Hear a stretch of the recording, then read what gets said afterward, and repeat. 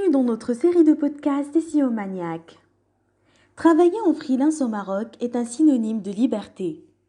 Mais avant de nous lancer, il est important de savoir si travailler en freelance est fait pour nous ou pas.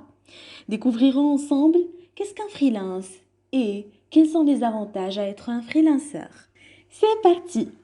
Le terme freelance est un anglicisme très pratique qui ne fait que désigner une réalité universelle, le travailleur indépendant.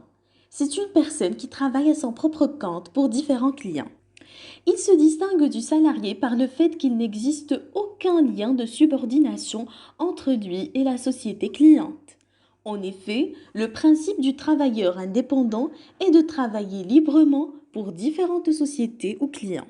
Cela veut dire offrir ses propres services ou vendre des marchandises à des particuliers ou à des entreprises.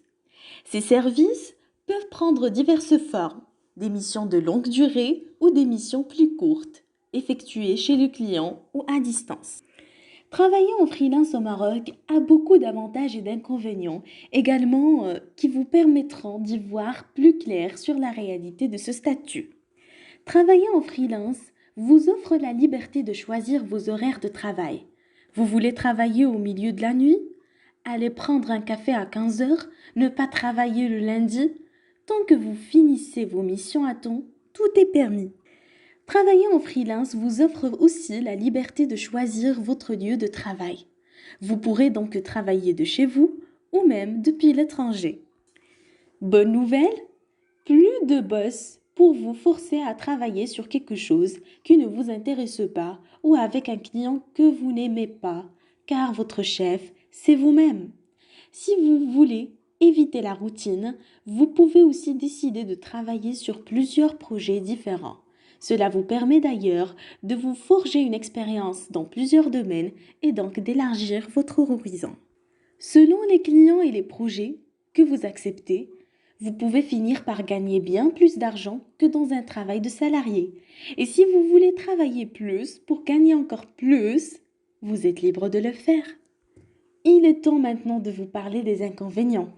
Ces derniers sont parfois moins visibles et pourtant ils sont tout aussi nombreux que les avantages. En voici les principaux.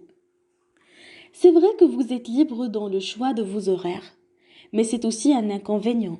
Pour les gens paresseux ou procrastinateurs, travailler avec vos propres horaires peut être un réel défi et les distractions peuvent vite devenir nombreuses. À cause de ces horaires libres, vous aurez peut-être aussi du mal à clairement séparer des périodes de travail et de temps libre. Or, pour garder le contrôle, il faudra trouver le bon équilibre entre les deux. Travailler en freelance, c'est découvrir le monde complexe et mystérieux de l'administration.